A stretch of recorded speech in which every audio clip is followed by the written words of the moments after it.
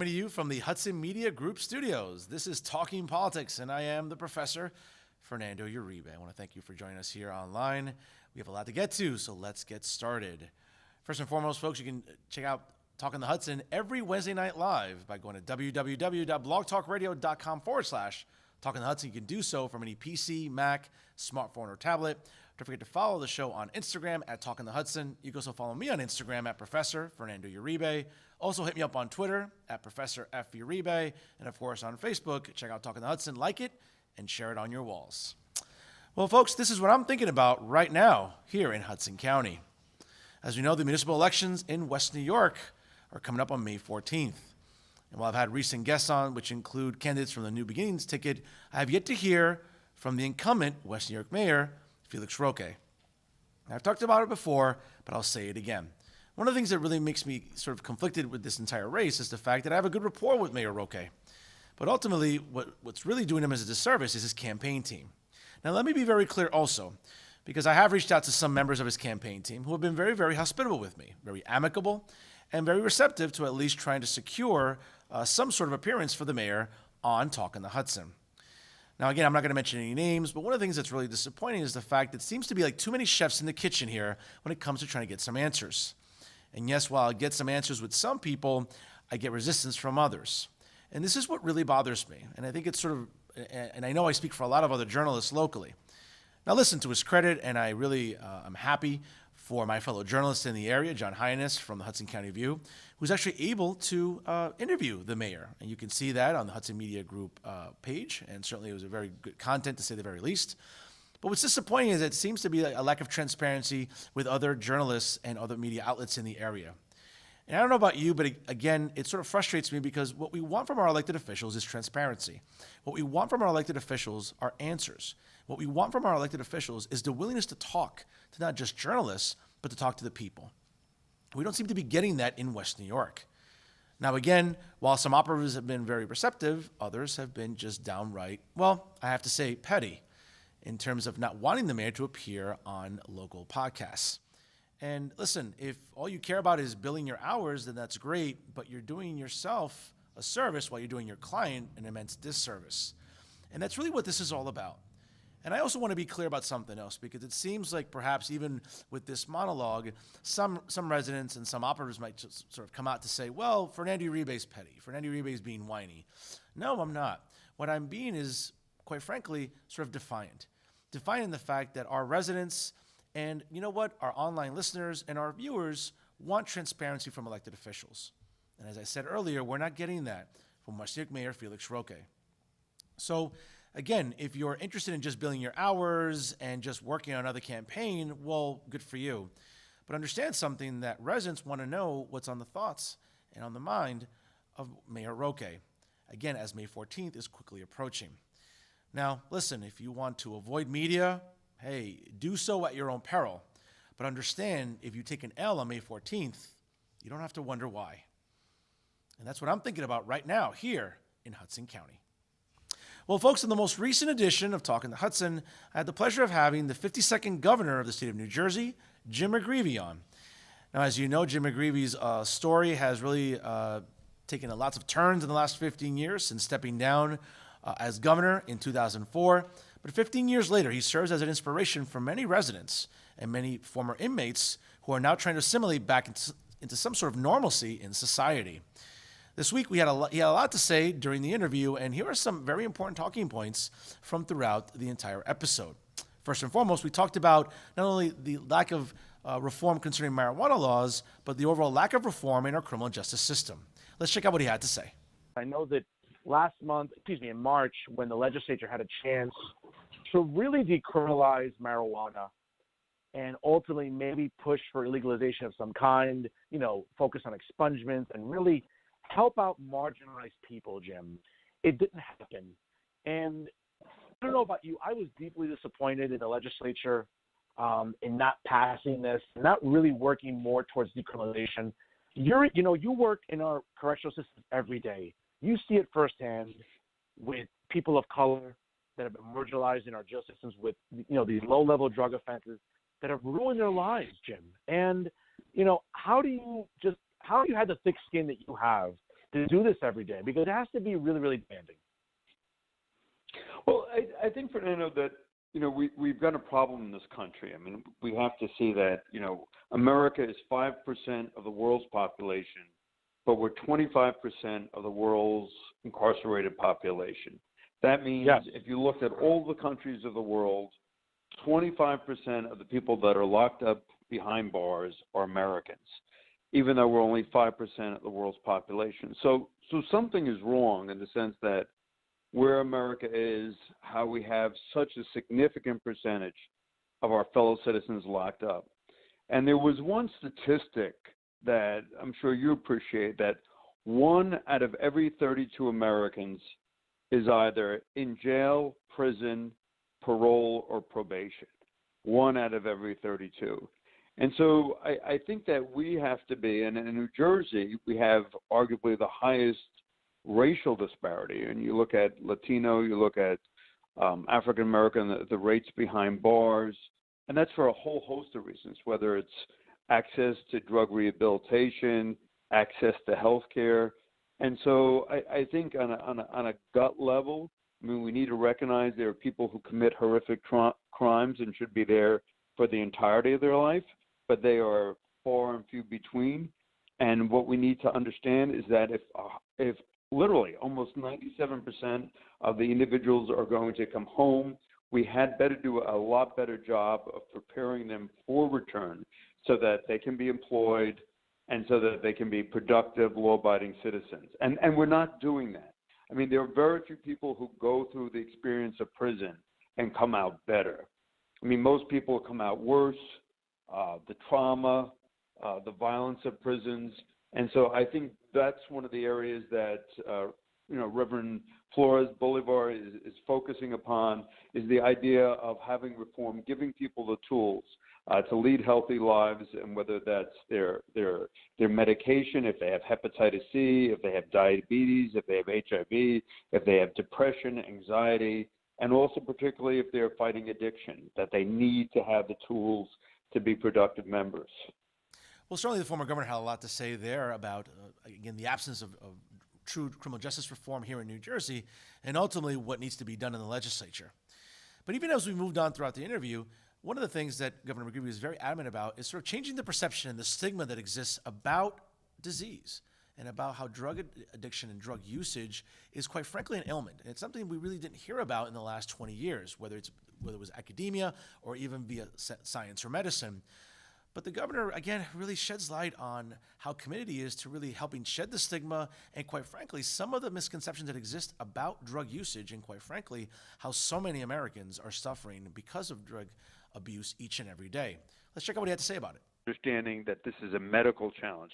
We're not going to lock people up to get out of the heroin opioid crisis in the state. It's about a healthcare solution. No, you're right about that as it pertains to healthcare solution. And I'm all for you, Jim, because I've talked about on this program before. I think what's really helped change the conversation, and you've seen it because you've been working with former inmates and working with entry programs for years. I think the mindset has changed dramatically in the last 20 years because of medicine and science. That, listen, for the longest time when we talked about drug abuse and we talked about drug usage, Jim, it was always about it's a choice. It is something you're willingly doing to harm yourself. But the reality is it's an illness. It's a sickness. It's a disease. And I think one of the elements that for a lot of academics and clinicians that I'm sure you've come into contact with, especially in the correctional system, is the idea, I think now for some time, we're finally seeing acceptance when it comes to acknowledging drug usage as a sickness. And I know for some people, and again, maybe there's a generational disconnect that still exists because, for I like think my you're right, it does. I mean, Fernando, for my generation, for my generation, whether you picked up beer or you picked up wine or worse, Jägermeister, I mean, there wasn't, marijuana wasn't, plentiful or accessible. I mean, alcohol, people suffer, and thank goodness for AA every day of my life and NA every day of my life for all those people that it serves. But, it wasn't, the dangers of heroin, though, or fentanyl is so much worse because it's literally one use. And after 3 uses, the neural pathways of the mind how your mind works literally changes. And it takes a year after one usage for your mind to begin to go back to where it was.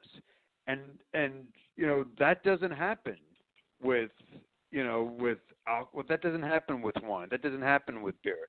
But I mean, and you can make even an argument that the fentanyl is so much more worse than the heroin.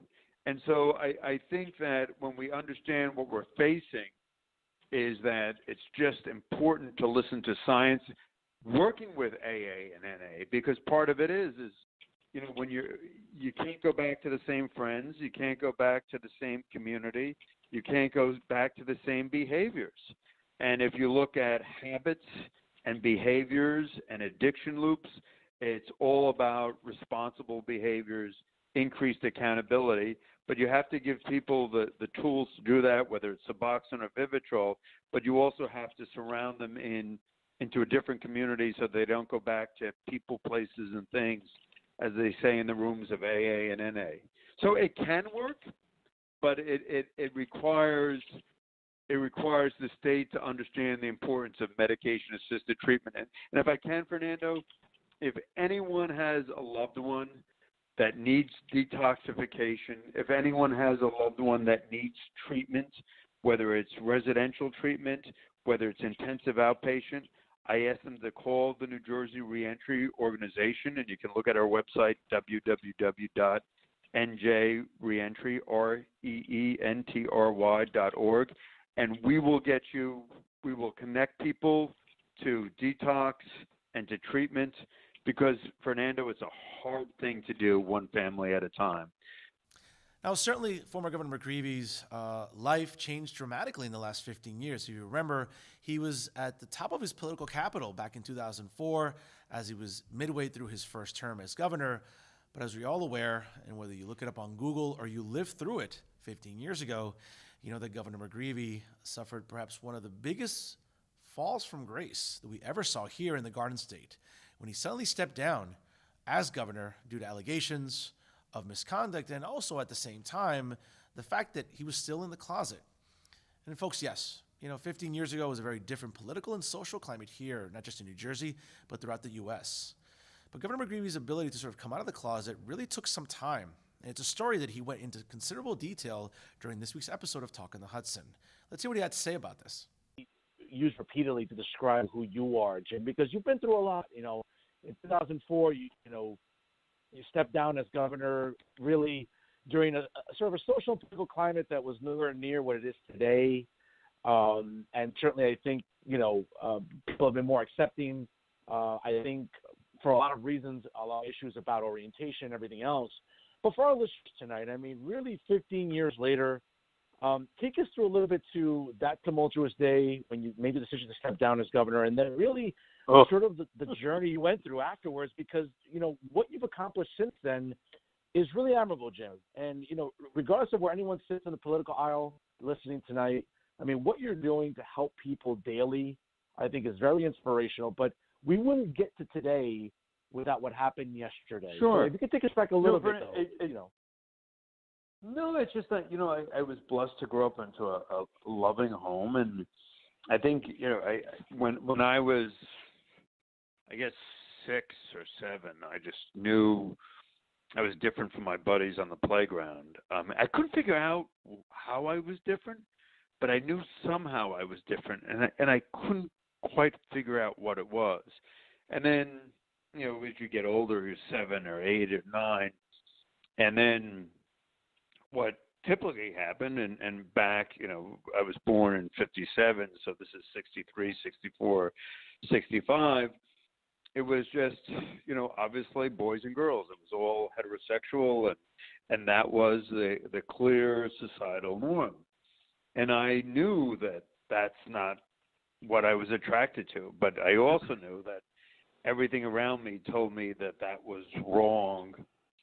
And I didn't know, and I never heard anybody back then, in the school and the church and my family talk about like how wrong it was. I mean, there's some kids who tragically grow up in different parts of the country that, people just were very extreme, but I didn't hear that. But I just knew that, and I remember, I guess, Fernando, must have been maybe 9 or 10, going into the local library. It was the Woodbridge Public Library, and I can remember it, Fernando, like it was yesterday.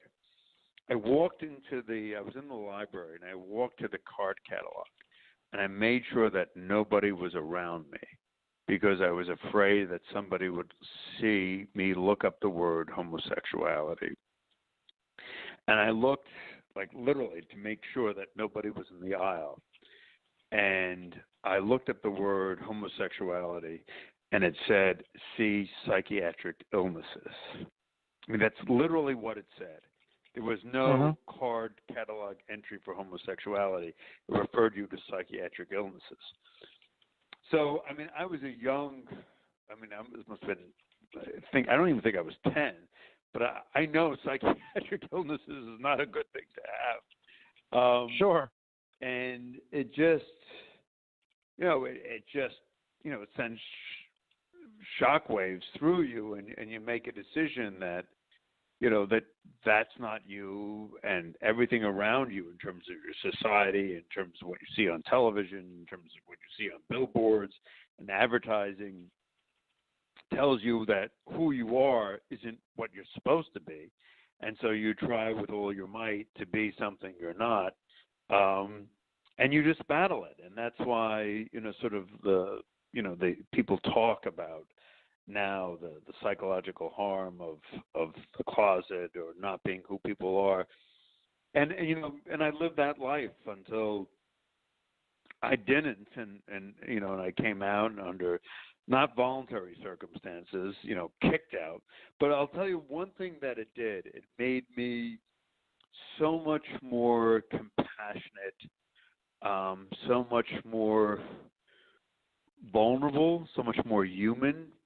I mean, sort of to go from the governor of the state, and, the state troopers who were tremendous, and, the helicopter, the mansion, everything that's involved, and being on top of the rat race. I don't know if that makes you the chief rat, to losing all that and being at a McDonald's in Rolway, not knowing whether you can afford dinner for your child, is a really jarring experience. I mean, Certainly Governor McGreevey's story is quite inspiring. And the fact, again, 15 years have gone by since his fall from grace, he's actually taken it pretty well. And he's been very transparent in terms of talking about not only his sexuality, but the way he helps other New Jerseyans, and quite frankly, other Americans as he travels nationally, deal with their own sort of reservations when it comes to their own sort of orientation. And more so, as well, as you heard throughout the interview, Governor McGreevey's dedication to helping inmates return to some sense of normalcy after incarceration is really commendable. And his work with the New Jersey Reentry Corporation, I think, says a lot about how committed he is to really helping Americans regardless of their socioeconomic status, and quite frankly, in terms of how severe their offenses were. Governor McGreevey really has a good heart, and it showed throughout the interview. So, quite frankly, it was quite an illuminating episode, to say the very least, with Governor McGreevey. And lastly, during our interview, we talked about sort of the state of today's modern Democratic Party. Now, the governor, again, is a very proud Democrat, but even he showed some concerns about how far to the left the party is moving. And while, listen, I've talked about it on the podcast repeatedly, yes, I have some issues with the president and his lack of decorum. Yes, I have some issues with the president with his lack of civility, and oftentimes his lack of sort of the capacity to act presidential. Now, what acting presidential means, that's a very subjective sort of term for everybody. But without a doubt, as you can see with recent news reports, as a matter of fact, in Forbes this week, it was reported that unemployment in the country is at a 49-year low. So certainly for blacks, for women, for Hispanics, and other demographics, seeing unemployment at such historic lows has to be something very reassuring for the president and also for the economic growth of the country. And I actually highlighted this for the governor, as well as the fact that many, not just New Jerseyans, but Americans overall, may be willing to tolerate the president and a lot of his antics and a lot of his childish behavior if the economy is going strongly. And if the party seems to be moving so far to the left, it might prove again to be unable to unseat Donald Trump in 2020. Let's hear what he had to say about the state of the Democratic Party and also his views about being such a proud Democrat. A proud Democrat, but even you, Jim, and I'm really curious about your answer here, you have to be a little concerned about, listen, there's one thing to be a moderate Democrat, but I think there are just elements of the Democratic Party now nationally, Jim, that are moving so far left that I'll be honest with you, it can turn off even the most hardened, independent, and even a true blue sort of middle-of-the-road Democrat who's looking at some of candidates running right now for president that are so far left. I mean, Jim, you have to be a little bit scared, right? Well, and I think your point's well taken. And, the Democratic Party, like the Republican Party, we're blessed in this country to have, we used to have two strong, parties that drove to the center. I don't think that's happening when I think of the Republican Party of, Lincoln, or the Republican Party of Eisenhower, or the Republican Party of Ronald Reagan. I mean, that's not where when I grew up, I remember meeting John McCain and thinking, my God, here's he is as good or great as an American hero. In fact, when I was down at Annapolis, I went to his tombstone, and I've kept that picture in my phone because here's somebody who was suffering at the Hanoi Hilton, and the North Vietnamese said he could leave because of his rank and who his father was. But no, he says, no, I'm sticking with his men.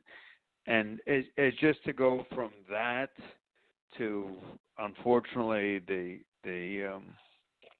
where we are now. But in any event, so I think that there's always been two strong parties. I think, there are people that are to the left of left, and there are people to the center and to the right. But I think at the end of the day, it's, what works best in this country is sharing a vision that most people can ascribe to, most people can believe in. I think there are, Fernando, elements of the left, though, that are candidly frustrated, and I understand that frustration. When 1% of America's wealth has more wealth than, 75% of the lower 99, or even more than that, something is wrong. And so I'm not, when I go to poor countries, like I have a sister church relationship in Barahona, in Paraiso, Barahona. And I remember going down to the DR that I love with our sister church, but then traveling into Haiti and looking at this crushing poverty in Haiti. And then at the same time, these literally super billionaires, and looking at the complete structural imbalance. And America isn't that, obviously, but America's economic imbalance between the wealthiest 1%, if you look at the charts over the past 10 years and look at the average earned income and standard of living between the lower 99 and the upper 1%, both in terms of income and affordability and access to capital, Fernando, we're becoming a less equal society. Without a doubt, Governor McGreevey certainly is pulling for the Democratic Party, but even he knows, quite frankly, with so many candidates running and with so many different ideologies sort of encompassing the party, they might have some trouble moving forward in 2019 and going into 2020, as ultimately some candidate has to emerge and challenge the president in November of next year. Whether or not the Democratic Party will come out with a victory remains to be seen. The governor remains optimistic, but again, time will only tell about where the party is indeed heading. So once again, a great episode with the 52nd governor of New Jersey, Jim McGreevey, on the most recent edition, again, of Talk on the Hudson. Well, folks, some local stories I want to run down with you today, and one that really caught my eye from Jersey City Wardy Councilman James Solomon, big friend of the show, big fan of Talk on the Hudson, so I'm looking forward to having him back on during the summer. But this past week, certainly the councilman stood at the steps of City Hall, rallying residents and sort of raising awareness about his report concerning the city's rent control laws. As, again, a great article covered this week by fellow journalist Terrence McDonald from the Jersey Journal. Again, residents in Jersey City seem to be losing out on affordable housing because of the city's rent control system, which Councilman Solomon did indeed say during his press conference that it was indeed broken. And certainly it's a very, very detailed report that the councilman made available, not just during the press conference, but certainly it's available online on his Facebook page and certainly on the city's website. Now, apparently, according to Councilman Solomon, landlords do disregard rent control limits, and even tenants don't know if they live in a rent controlled apartment.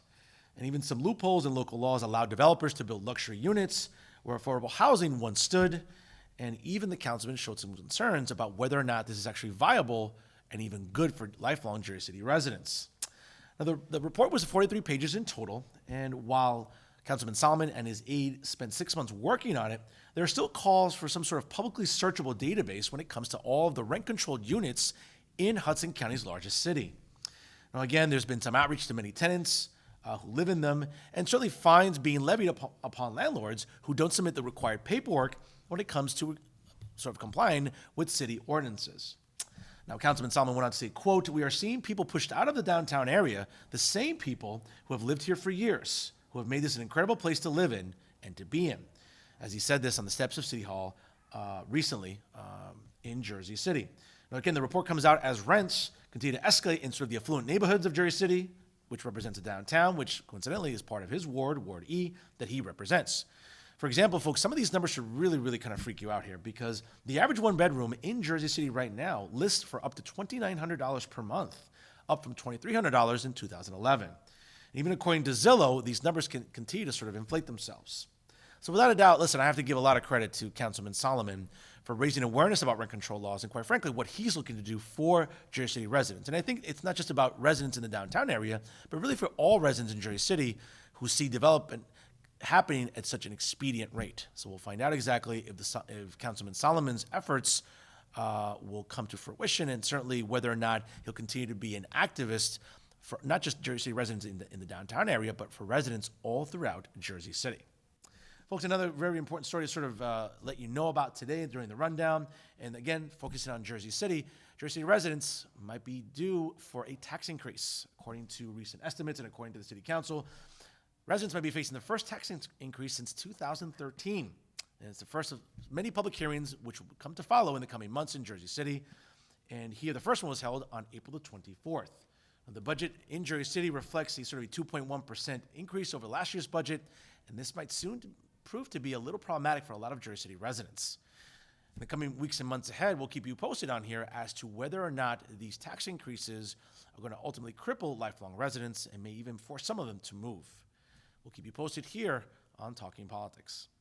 Well, once again, ladies and gentlemen, we want to thank you for joining us here. Coming to you from the Hudson Media Group studios. You can check out Talking Politics and all the wonderful programming that the Hudson Media Group offers by going to www.hmgtvshows.com. Also check them out on live stream at www.livestream.com/HMGTV. Don't forget to follow Hudson Media Group on Facebook and on Instagram as well as on Twitter. Folks, we want to thank you for joining us here. I am the professor, Fernando Uribe, and if we're talking politics, we're talking to you. Thank you so much for joining us.